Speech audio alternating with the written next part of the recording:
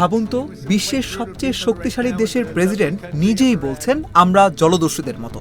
হ্যাঁ, ঠিকই শুনেছেন। ডোনাল্ড ট্রাম্প প্রকাশ্য জনসভায় দাঁড়িয়ে এমন এক মন্তব্য করলেন যা এখন পুরো বিশ্ব রাজনীতিতে নতুন বিতর্ক তৈরি করেছে। ফ্লোরিডার এক সমাবেশে ট্রাম্প বলেন, আমরা জাহাজের ওপর নেমে পড়ি, জাহাজ দখল করি, কার্গো দখল করি, তেল দখল করি। এটা খুব লাভজনক ব্যবসা। এরপর হাসতে হাসতেই তিনি বলেন, আমরা জলদস্যুদের মতো।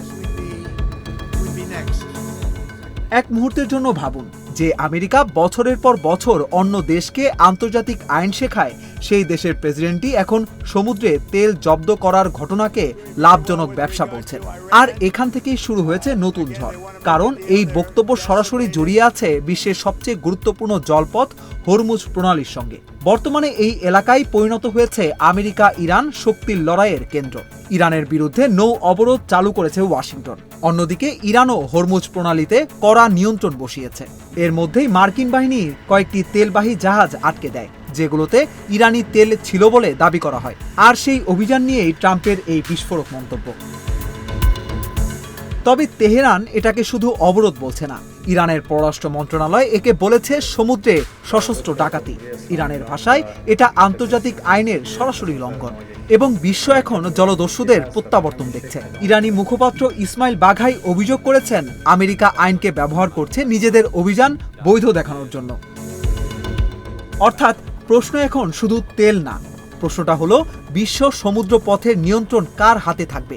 কারণ এই সংঘাতের প্রভাব এখন পুরো বিশ্বে ছড়িয়ে পড়েছে। আর এই উত্তেজনা যদি আরও বাড়ে, তাহলে বিশ্ব অর্থনীতি নতুন ধাক্কা খেতে পারে। সবচেয়ে বড় বিষয় হলো ট্রাম্পের এই বক্তব্য আমেরিকার অবস্থানকেই প্রশ্নের মুখে ফেলেছে। কারণ এতদিন ওয়াশিংটন বলছিল তারা নিরাপত্তা নিশ্চিত করছে, কিন্তু এখন ট্রাম্প নিজেই বলছেন এটা লাভজনক ব্যবসা। তাহলে কি এই অবরোধ শুধু নিরাপত্তার জন্য না, এর পেছনে কি অর্থনৈতিক স্বার্থও কাজ করছে? অনেকে বলছেন মধ্যপ্রাচ্যের এই সংঘাত এখন শুধু সামরিক লড়াই নয়, এটা তেল, বাণিজ্য আর বৈশ্বিক প্রভাব বিস্তারের যুদ্ধ। আর হরমুজ প্রণালী এখন সেই যুদ্ধের কেন্দ্রবিন্দু। এদিকে পেন্টাগন জানিয়েছে এই অবরোধ যতদিন প্রয়োজন ততদিন চলবে। অন্যদিকে ইরানও স্পষ্ট করে দিয়েছে যতক্ষণ মার্কিন অবরোধ থাকবে ততক্ষণ তারা হরমুজে নিজেদের নিয়ন্ত্রণ ছাড়বে না। অর্থাৎ পরিস্থিতি এখন এমন এক জায়গায় পৌঁছেছে যেখানে ছোট একটি ভুল সিদ্ধান্ত পুরো অঞ্চলে নতুন বিস্ফোরণ ঘটাতে পারে।